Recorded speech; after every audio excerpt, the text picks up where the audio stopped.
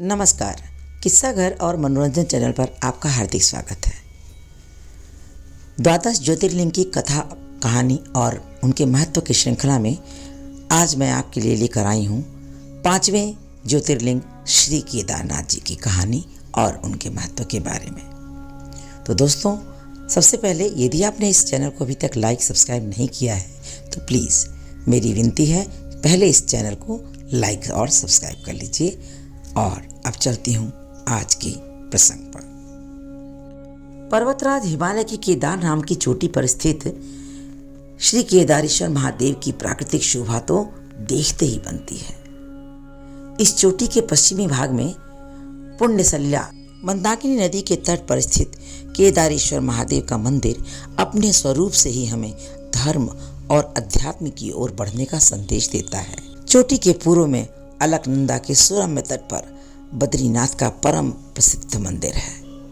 अलकनंदा और मंदाकिनी ये दोनों नदियां नीचे रुद्रप्रयाग में आकर मिल जाती हैं। दोनों नदियों की यह संयुक्त धारा और नीचे देवप्रयाग में आकर भागीरथी गंगा से मिल जाती हैं और इस प्रकार पावन गंगा जी में स्नान करने वालों को भी श्री केदारेश्वर और बद्रीनाथ के चरणों को धोने वाले जल का स्पर्श सुलभ हो जाता है। इस अतीव पुण्य फलदायी ज्योतिर्लिंग की स्थापना के विषय में पुराणों में यह कथा दी गई है कि अनंत रत्नों के जनक, अतिशय पवित्र तपस्वियों, ऋषियों, सिद्धों, देवताओं की निवास भूमि पर्वतराज हिमालय के केदार नामक अत्यंत शोभाशाली श्रृंग पर महातपस्वी श्री नर और नारायण ने अनेक वर्षों तक भगवान शिव को प्रसन्न करने के लिए बड़ी कठिन तपस्या की। कई हजार वर्षों तक वे निराहार रहकर एक पैर पर खड़े होकर शिव नाम का जप करते रहे। इस तपस्या से सारे लोक में उनकी चर्चा होने लगी। देवता, ऋषि मुनि, यक्ष, गंधर्व सभी उनकी साधना और संयम की प्रशंसा करने लगे।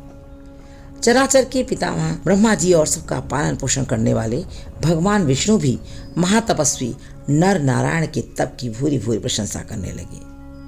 अंत में अवधरधानी भूत भावन भगवान श्री शंकर जी भी उनकी इस कठिन साधना से प्रसन्न हो उठे। उन्होंने प्रत्यक्ष प्रकट होकर उन दोनों ऋषियों को दर्शन दिए। नर और नारायण ने भगवान भोलेनाथ के दर्शन से भाव विवल और आनंद विभोर होकर बहुत प्रकार की पवित्र स्तुतियां और मंत्रों से उनका पूजन अर्चन किया। भगवान शिव ने प्रसन्न होकर उनसे वर मांगने को कहा।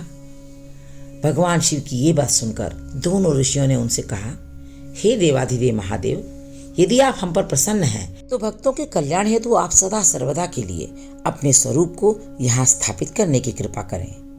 आपके यहाँ निवास करने से यह स्थान सदा सर्वदा के लिए सब प्रकार से अत्यंत पवित्र हो उठेगा। यहाँ आकर आपका दर्शन पूजन करने वाले मनुष्यों को आपकी अविनाशिनी भक्ति प्राप्त हुआ करेगी। प्रभु, आप मनुष्यों के कल्याण और उनके उद्धार के लिए अपने स्वरूप को यहाँ स्थापित करने की हमारी प्रार्थना अवश्य ही स्वीकार करें। उनकी प्रार्थना सुनकर भगवान शिव ने ज्योतिर्लिंग के रूप में वहाँ आकर वास करना स्वीकार कर लिया। दोस्तों, केदार नामक श्रृंग अर्थात चोटी पर स्थित होने के कारण इस ज्योतिर्लिंग को श्री केदारेश्वर ज्योतिर्लिंग के रूप में तभी से जाना जाने लगा।